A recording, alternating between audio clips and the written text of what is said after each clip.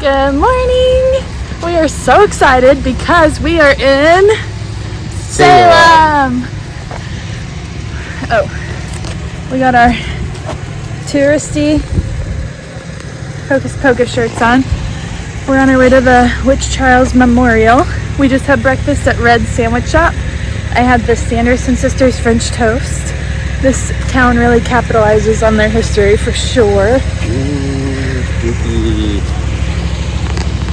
I think Billy's buried in there. I think we're coming back to that later. Anyway, it's a perfect day for this. It's nice and sunny, a little breezy. We're moving and grooving. We're going on a haunted ghost tour later. We are, that's true. I'm very excited.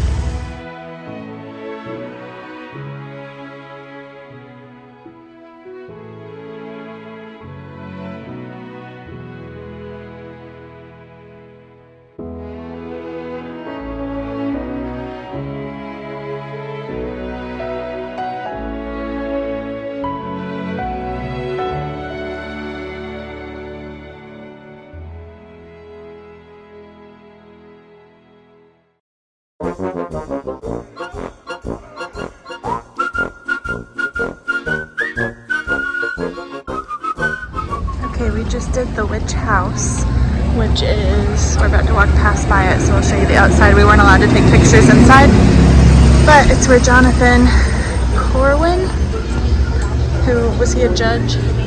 Magistrate. He was one of the magistrates in the witch trials, and this is actually the only house that's still connected to the witch trials that stands today. There it is.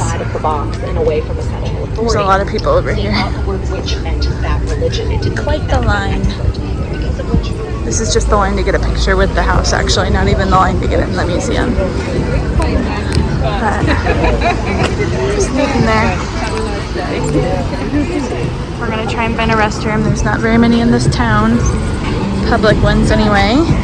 And then we're going to the Witch Dungeon Museum.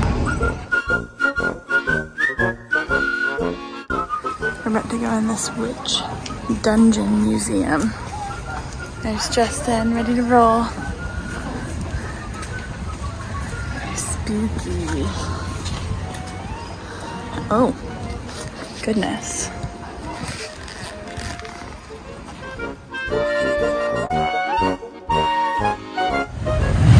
Okay, we're waiting to go in the Salem Witch Museum. We had to buy tickets in advance for this one. This is the only one we could buy in advance. Several people trying to get in. So this is a super popular place to be. This is Roger Conant, a statue of the first settler of Salem. It is starting to get really hot out. There's a super cute area over here with some food trucks and some orange lights. I love this town, it's adorable. I wish we had more than one day here. And I'm going back to find Justin. They had us check in for this at 1:15, but our tour starts at 1:30. I think there's like a show and then some museum stuff to look through.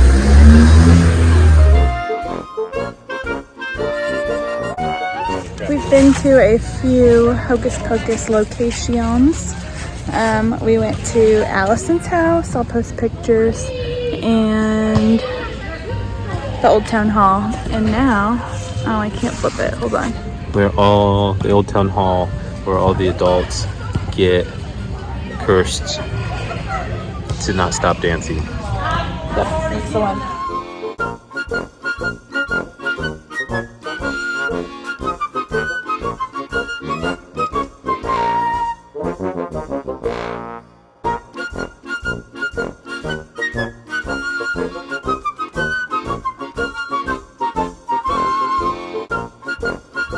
This is the high school from Hocus Pocus, the original Hocus Pocus. I'm still trying to talk Tori into taking me to the old Sanderson house. It's very out of the way. There are several museums in Salem. A lot of them are kind of hokey. We ended up doing the Witch House, which, like I mentioned, is the only actual building still standing that is associated with the witch trials. We did the Witch Dungeon Museum, which is supposed to be really cool. They usually do a live reenactment, but the actors were out sick with COVID. But they did a lot of extra information that they don't usually do to make up for it, so it was neat. They take you down into dungeons that were created to look exactly like the dungeons that the witches, alleged witches, were held in prior to their execution. And then we did the Salem Witch Museum, which is the big one that looks like a castle, and it was pretty cool too. They do a little show to start with, and then there's a little other area you go in where they talk about the revolution of witches since the witch trials. The evolution. Yeah, the evolution. Not the revolution of witches. Justin's constantly correcting my incorrect words. And they have a big old gift shop in there too. So those are the 3 we did after my research. Those are the ones I decided to do just based on ratings and all that stuff. And obviously you can't do everything because there is a ton of stuff here. But we are about to head to the House of the Seven Gables because this town is not only known for its witches.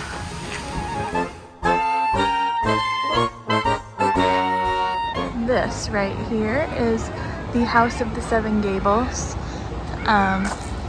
This is the house that somewhat inspired Nathaniel Hawthorne's book, The House of the Seven Gables. You can see 2 of the gables from right here. We just had a tour inside. We weren't allowed to record though on the inside because of all the old artifacts. And then this way, look how cute this little undergrove is. I don't know if you can tell, but we're right by the water too. I doubt you can. Anyway, this red building over here is actually the house that Nathaniel Hawthorne was born in. Up on the 2nd story.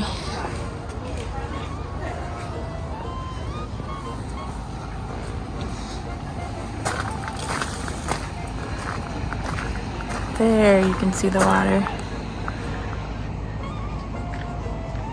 We're about to head to dinner, and then tonight we have a parade and a ghost tour.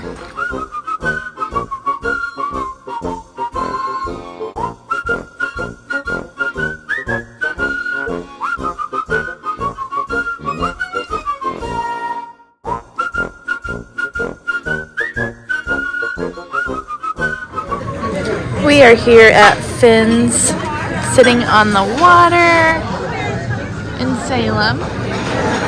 I got my butternut squash ravioli. Ready to eat ketchup for the fries? I'm good. Okay. Yeah, actually, yes, please. Okay. Thank you. Enjoy, I'll leave it. Anyway, I got my butternut squash Yeah, you got that? ravioli, and Justin got Stuffed lobster. Cheers.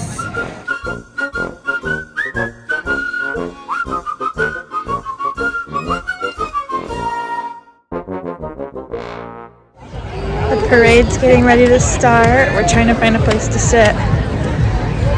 This is the place to be in Salem right now, apparently. This is the Haunted Happenings Parade. It usually, I believe, falls on the first Thursday of October every year.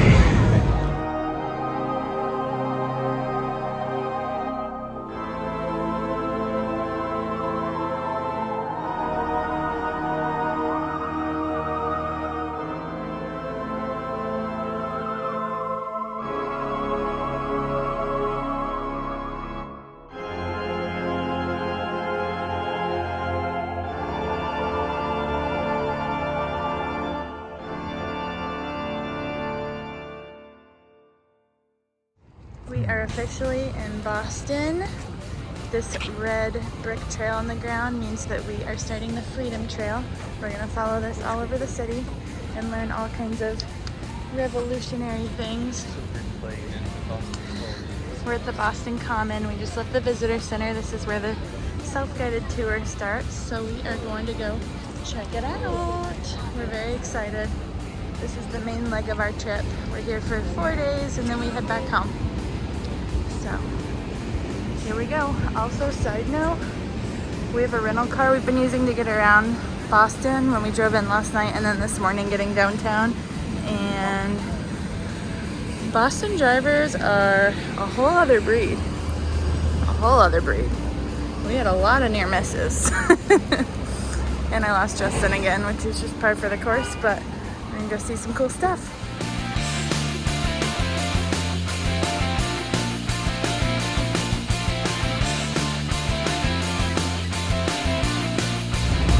We are in the Granary Burial Ground. This is the cemetery where Paul Revere, Sam Adams, John Hancock, Ben Franklin's parents, the victims of the Boston Massacre, Peter Faneuil, all those folk are buried here. We've got a cute little pamphlet that we're using to go around and find all the graves. Paul Revere's grave has a very long line to view it, so we're gonna go wait in that. But it's a very small, old cemetery. Packed full of people currently. It's the perfect day for Boston. This is the warmest day that we have been out here so far. It's in the 70s, but it's a little breezy, kind of cloudy. The sun's not killing us so far. Justin's having a blast. Living my best life. I just told them who all's buried here. You want to go wait for Paul Revere? Okay.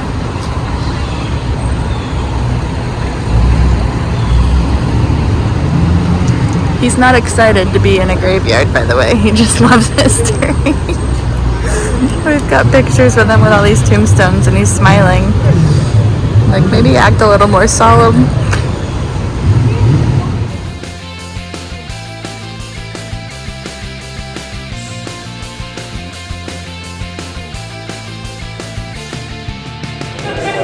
Okay, it's loud up here, but we are up in the Omni Parker House Hotel, where the original Boston cream pie was invented.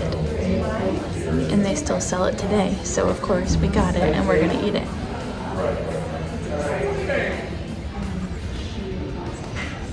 What am I supposed to do? Eat the pie. Feed me the pie. Oh, it looks good.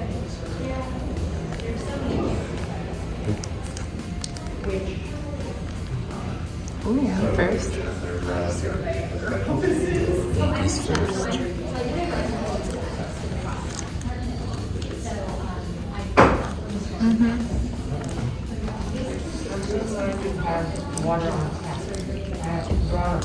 Yes, we're good. It's really like cake with Boston cream in it, I think, and then chocolate on top. And what kind of nuts do you think those are? They're almonds. Maybe almonds, some sort of shaved nut. It's really good. It's not too rich. It's creamy. Very good. Very good. This was not on the Freedom Trail. It's just a pit stop we made because we wanted pie. We are about to head back out on that. We are in the Old South Meeting House, where a lot of the meetings leading up to the Revolution took place. So this is really neat. Justin just said, if these walls could talk. What do you think, Justin? Really cool.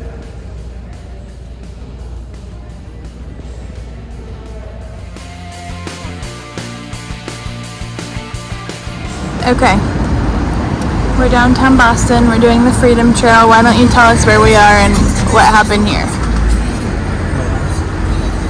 We are at the Old State House, which just outside of it where we're gonna find plaque here in a minute, is where the Boston Massacre happened. Very cool. This is where the royal governor served when we were still under the king's rule before the revolution. And this is also where the Declaration of Independence was first read to the people. Red. Red. Oh. Didn't I say red? I think you said written to the people. I think I said red. We'll find out. Off the balcony. Yes, it was right off the balcony. There's the balcony. Cool. That is where the Declaration was first read, and it looks like this is the site of the massacre. Let me scooch out so I can see all of it. Site of the massacre, balcony. Justin. Boston.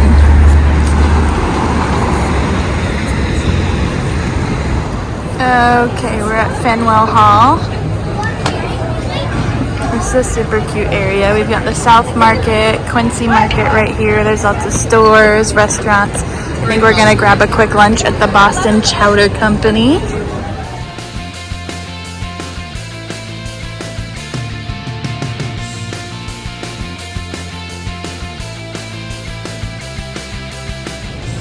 Okay, we are here outside of the Paul Revere house.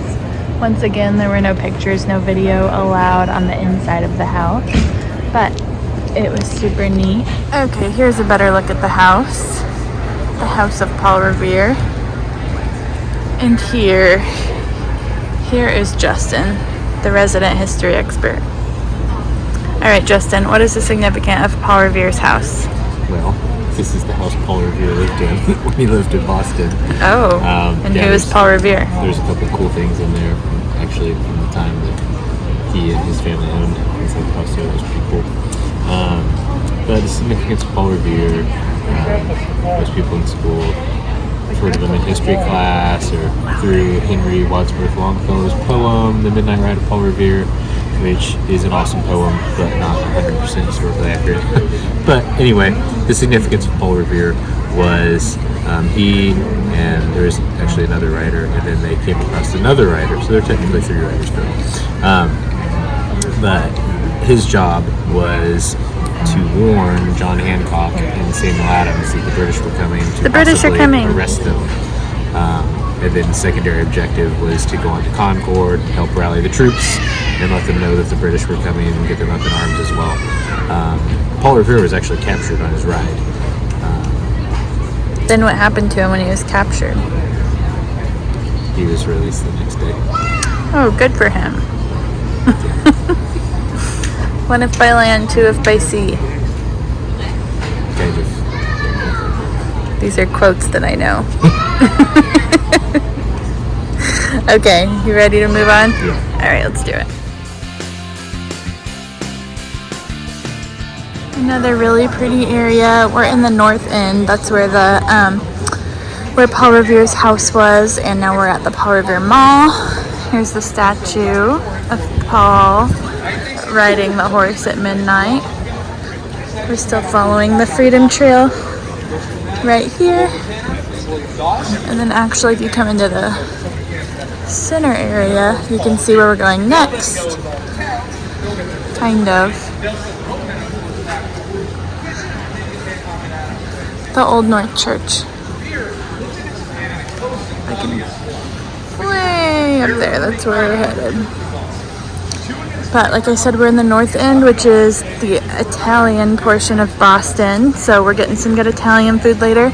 And we came all the way to Boston to end the debate on whether Mike's Pastry or Modern Pastry has the better cannoli. So more to come on that. Justin, let's see your shirt. Justin's gotten lots of compliments on this shirt today.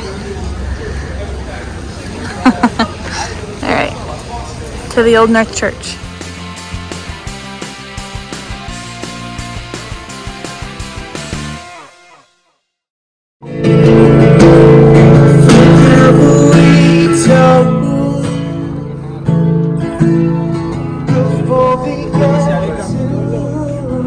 We are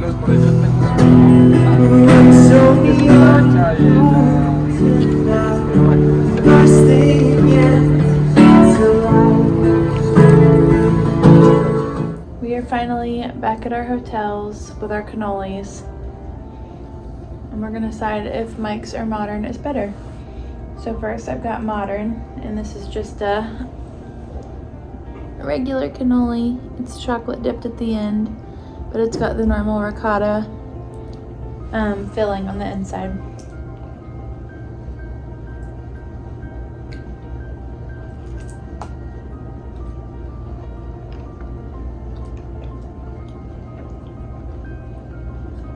It's a cannoli.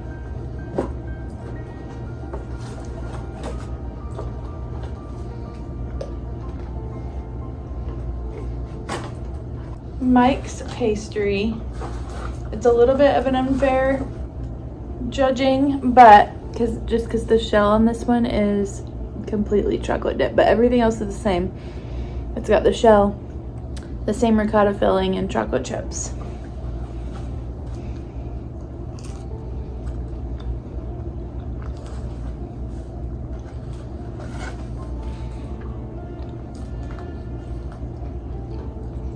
I actually think I like the filling better at Modern pastry, but here's the thing.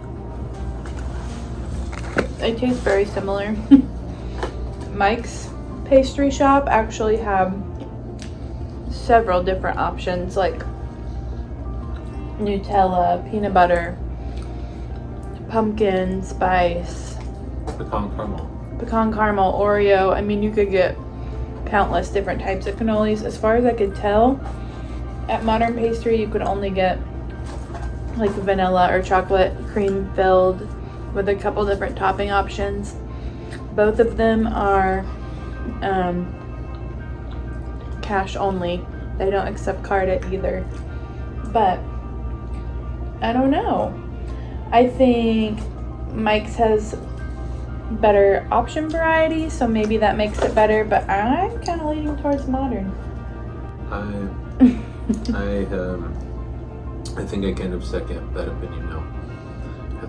Did you retry the center? Yeah, It's creamier. I think it's creamier in the Modern. I like that.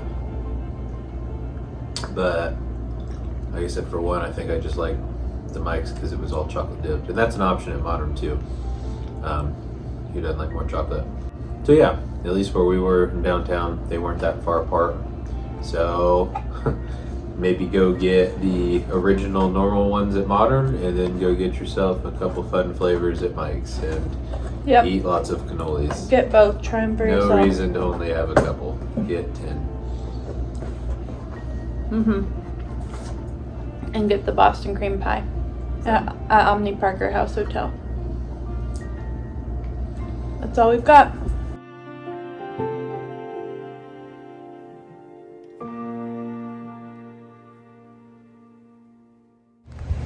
Good morning. We are at Harvard today. I've got my Halloween Town University t-shirt on, which has absolutely nothing to do with Harvard, but we're here in Harvard Lawn, admiring the lawn. I start classes next week. There's lots of smarties here. We keep hearing people walk by talking about algorithms. Twice. It's quite fun.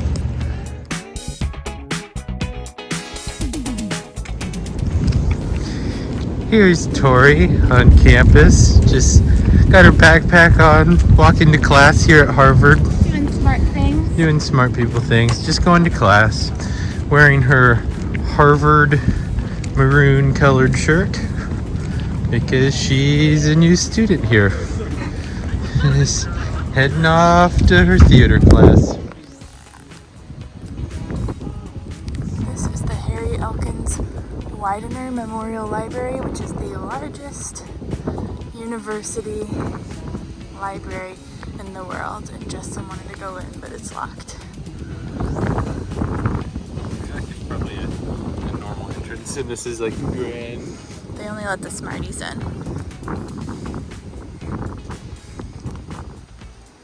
On to the next building. back on the Freedom Trail now on this lovely morning. It is much chillier today, but sunny. We're at Bunker Hill Monument. That's a tall one.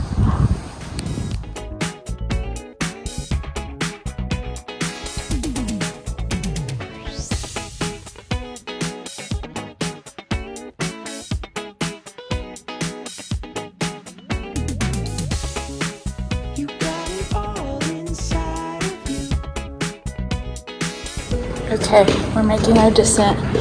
We just climbed 294 steps to the top. I was breathing too hard to make a video then. But we are headed back down Bunker Hill. I'm gonna be sore tomorrow. There's Justin behind me.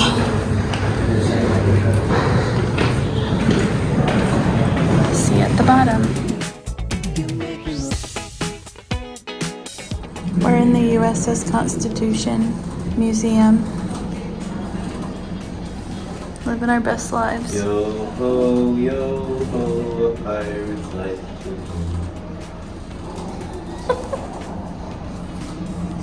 We'll show more when we go to the actual boat, but as of now, we've officially been drafted as sailors. We are at the USS Constitution. What a beaut. They call her Old Ironside.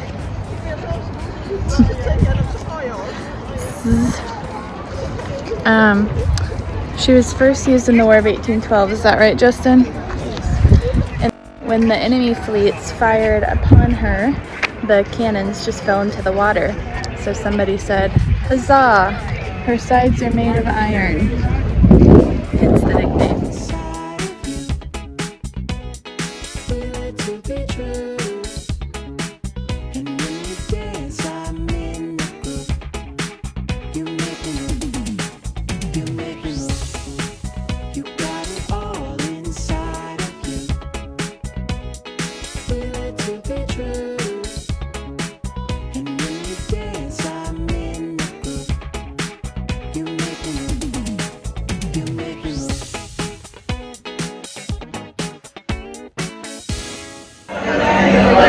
Okay, it's really hard to hear in here, I'm sure, but we are at Warren Tavern eating lunch.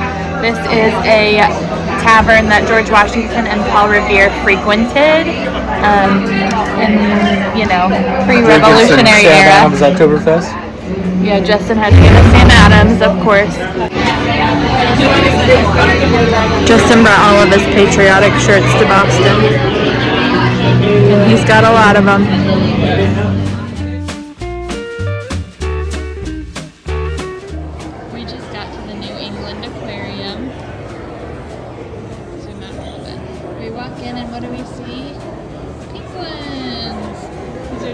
Favorite, so we're pretty excited. Look at him. We've been to so many aquariums together. This is one of our favorite things to do in a city. And New England's is supposed to be pretty good. And I must admit, so far so good. Let's start off with the penguins.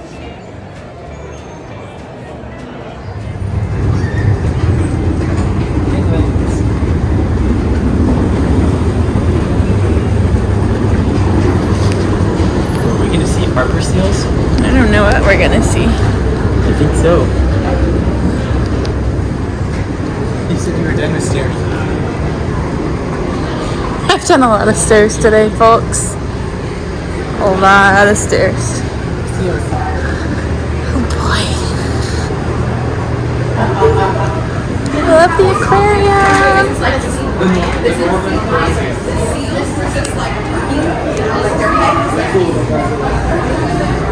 Oh!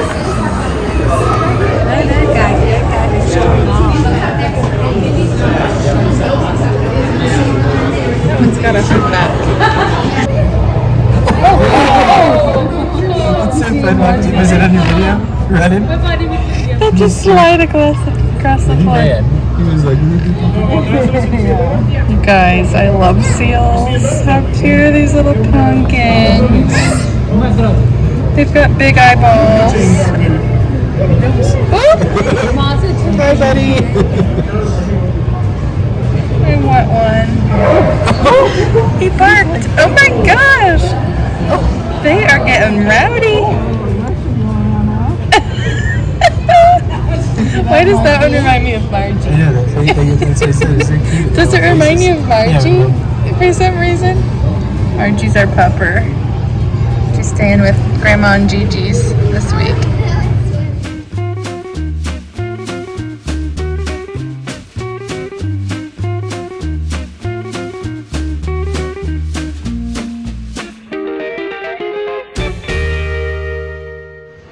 Good morning. We are here at the Boston Tea Party Ships and Museum. I've heard really good things about this, so we're really excited. We're actually in Abigail's tea room right now, and we're gonna try the 5 teas that were thrown overboard in the Boston Tea Party. So here's all 5 of them. They go weakest to strongest, and we're gonna give it a go.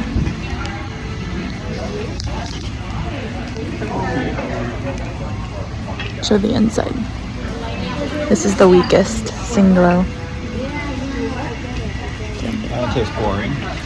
Next we've got Young Hyson Green Tea.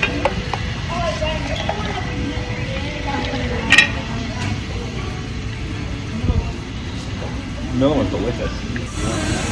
Yeah, the green tea is like a wicked pistol. Ooh, this one's notably darker.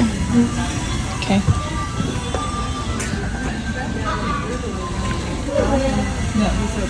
Yeah, I like this one.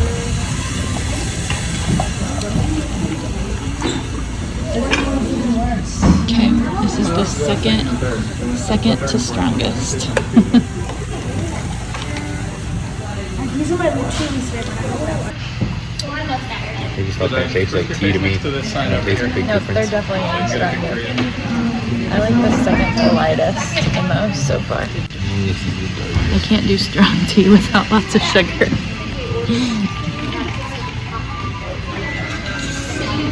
Okay. The fourth one's my favorite. That one I can taste as well. Chewing that one. Yeah, like tobacco-y. It's got like a very smoky hint. Well, all I'm saying is all 5 are very worthy of being thrown in the harbor. Oh my gosh.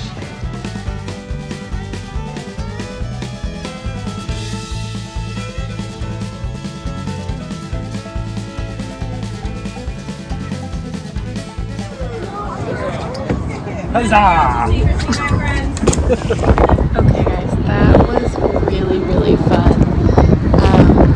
We just finished our tour in the Boston Tea Party Ship and Museum, and it's a whole like theatrical performance. I 10 out of 10 recommend doing this. This is one of my favorite things we've done. When we first go in, they take us into like the Old South Meeting House, like a version of that, and they give us a card so that we each have our own character. Like I was a ship joiner, for example, the captain of the fire engine, and in the armed guard. And I was heading down to the meeting with Justin, aka my daughter's husband, who's also a volunteer firefighter on my department. And Sam Adams storms in and does this whole theatrical performance, getting everyone all revved up to go dump the tea overboard. And then we all storm the ship and we actually do dump tea overboard. And it's just super cool. And then they take us into the museum where there's artifacts such as like one of the actual tea crates that was dumped overboard, the only one left known to existence. Anyway, we were not allowed to take pictures in the actual museum because they want to protect the artifacts and all of that, obviously. But then it was followed up with a video that very clearly went through all of the events that happened right after the tea party and how that transpired. It was super educational and informative. And then we went back up to Abigail's tea room, which is named after Abigail Adams. Justin is actually an active military member. He's in the Air Force, and there are so many things down here. Sometimes we try and check for discounts for that sort of thing, and so many places down here do offer military discounts, so if that pertains to you, definitely always check. It's so kind and obviously very much appreciated, but for example, he got the tea tasting for free, and there were several museums and stuff like on the actual Freedom Trail that we got into for free as well. So kind. We always appreciate that so much. And just remember to check if that pertains to you. But we loved this experience. It was so much fun. 10 out of 10 recommend. Fun for kids, fun for adults. One of our favorite things so far. I'll give you one guess where we are. Free Oktoberfest.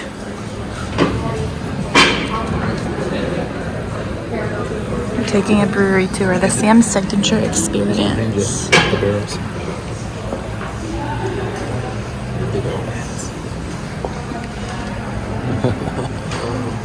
I'd like to borrow your glass for a second. There you go. So you don't want to just leave it on the table and like just chuck it down there. You want to bring it up to the pitcher, 45 degrees, then splash that glass there, and then slowly turn it up straight. And now you get a nice, good little foam head and a nice full cup of beer. So there you go. I'll give you that. So Tori got me the add-on option when she booked this tour. So I get a 4-pack, but when I went to check out, he told me I used to build my own 4-pack. So this is very exciting. Fun fact, I don't even like beer. Actually, I hate beer, so Justin loves taking me on these things because he gets double the samples. More of the cream ale. Okay.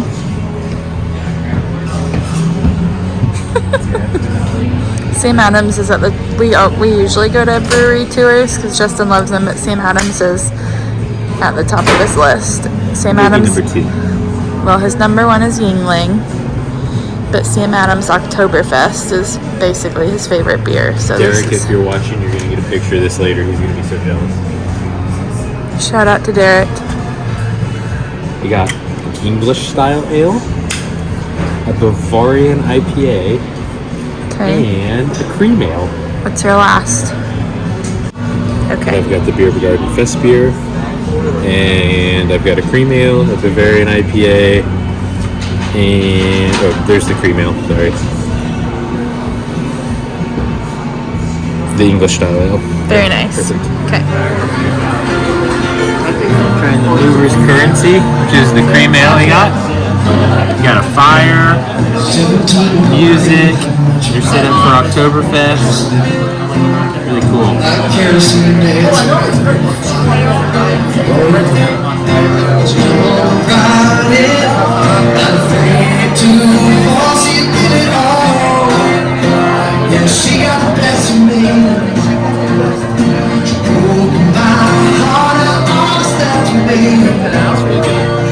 And I'm here for the pretzel.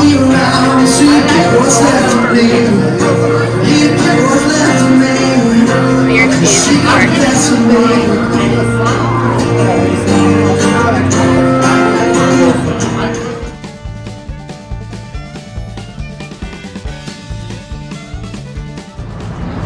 So, as you can see by the signs, we're at Fenway.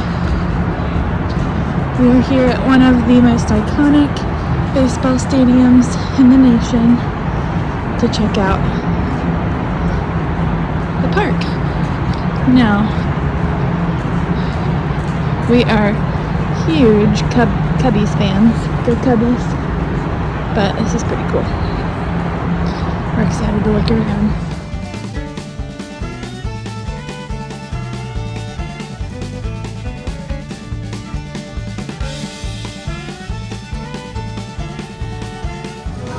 Okay, we're at Eventide Oyster Bar.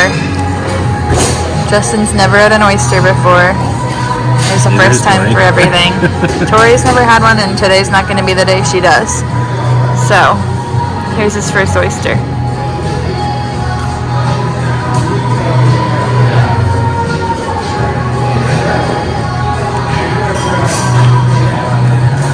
You like it, huh? I like oysters. I told him he would. We got half a dozen. Well, he did. One of each of the types that they have. So, and a little cocktail sauce and horseradish ice.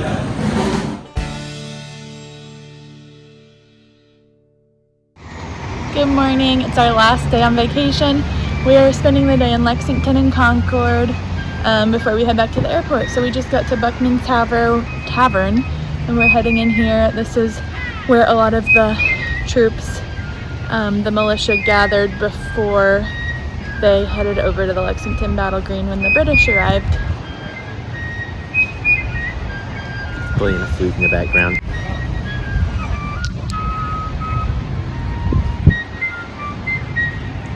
Anyway, here we go.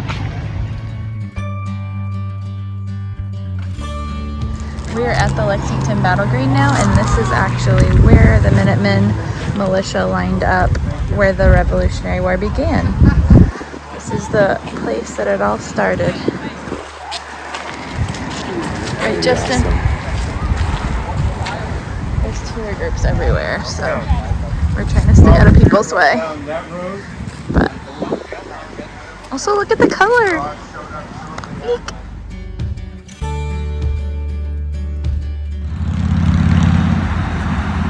Justin's pretending to gallop like Paul Revere on the horse because we just found the spot where he was captured on his horse.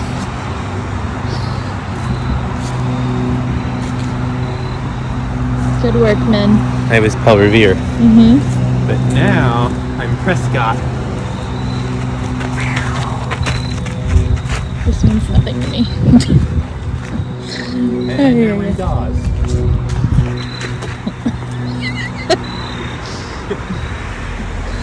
Dawes turned back up the road. Prescott, who was late joining the party, is actually the one who got to Concord and sounded the alarm and let everybody know. And Paul Revere got captured. So he's the name everybody knows the most. I mean, cool guy and everything, but he's the only one that got captured of the three riders. Okay, we're at our final stop before the airport. Okay. As you can tell, it's sprinkling. This is actually the first time it's rained on our entire vacation. We're about to leave. So we were in Lexington earlier, talked to you guys and showed you the spot where the Minutemen militia lined up and where the first shots of the revolution were technically fired. This spot's significant because as the British continued on from that spot Into Concord. they met the militia again, and the militia came down and met them at this bridge because they thought they were firing the town, which they actually weren't. But this is where the first order was given by the colonial militia to actually fire upon the British. So it wasn't technically the first shot heard around the world. It wasn't technically the first shot around the world, but it was the first time they were ordered to fire, and then And everywhere. apparently both... So there's the very well-known Minuteman statue, which is the symbol for the National Guard. Apparently, in some regard, both Lexington and Concord claim to have the first shot heard around the world. But technically here it was just the first order for a shot. The first actual shot happened in Lexington. And there's the bridge. And here's the North Bridge. Hi